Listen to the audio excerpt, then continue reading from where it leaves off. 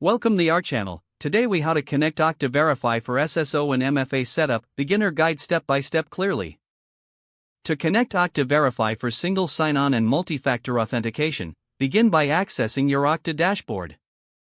Log in with your credentials to reach the main interface.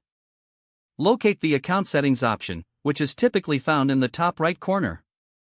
Click on your account icon to open the drop-down menu. Select Settings to view your account configuration options. Find the Extra Verifications section on this page. Here, you will see options for enabling multi-factor authentication. Choose Okta Verify from the available options. Follow the prompt to set up Okta Verify as your preferred authentication method. You may need to download the Okta Verify app from the App Store or Google Play Store. Once downloaded, open the application on your mobile device. Return to your Okta dashboard and click on Setup next to Okta Verify. A QR code will appear on your screen. In the Okta Verify app, select Add Account and then scan QR code. Point your mobile device's camera at the QR code displayed on your computer screen. Once scanned, your account will be added to the Okta Verify app. You may receive a verification prompt on the app to confirm the setup. Return to your Okta dashboard and click Next to complete the configuration. You should now see a confirmation message indicating that Okta Verify is set up.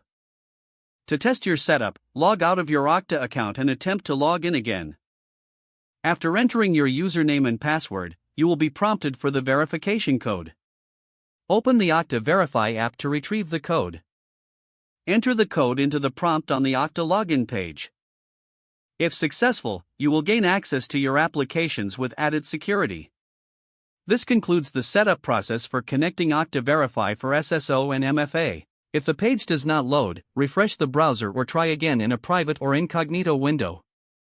Make sure you are using the correct email address, then retype it carefully to avoid small typos. If your password is not accepted, use the reset option and create a new strong password you can remember.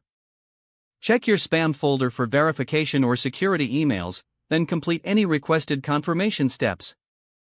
Don't forget to like this video and subscribe to our channel for more step-by-step tech guides.